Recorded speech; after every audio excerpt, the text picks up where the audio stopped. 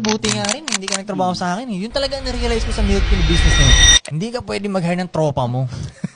Siyempre, ang unang isipin mo, tropa. Yun ang isipin. Hindi, ang hirap utusan ng tropa eh. Siyempre, tropa mo yun eh. Hirap eh. Parang nahihiya ka pa. Mahihiya ka pa. Tol, Inutusan mo yung pwede tropa. bang Di ba? Sa milk tea. Empleyado ko siya sa milk tea business ko, di ba? Pagdating ko doon, sila yung pinagbantay ko, di ba? Pagdating ko doon, naghihimay. Nalulugi na ako buong week. Ang hina ng sales. Siyempre, init ng ulo mo bilang boss ka, di ba? Siyempre. Darating ka doon, on fire ka. Puta, kita mo doon, gaganon. Ba't ka naghihimay? Ang lupit ah. 60,000 a month ang binabayad kong renta dito para lang makakain tayong lahat. Maghihimay ka? Maghihimay ka lang. Makita pa ng mga customer, di ba? Oo. Tangina, kaya doon ko nag-gets, tangina, mali yung ginawa ko.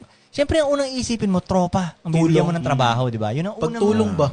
Yun ang lesson ko sa sa business. Hindi pala tropa dapat. Unless, yung tropa mo, gustong-gusto talagang tumulong. Yung nangungulit talaga na, tulungan kita. Pero kadalasan, hindi kasi ganun. Ang iisipin mo, yung kababata mo, ikaw, tulong ka dito. Dahil kababata mo. Dahil tropa mo. Mali. Never mind. Hindi ganun. Hindi na mauulit yung...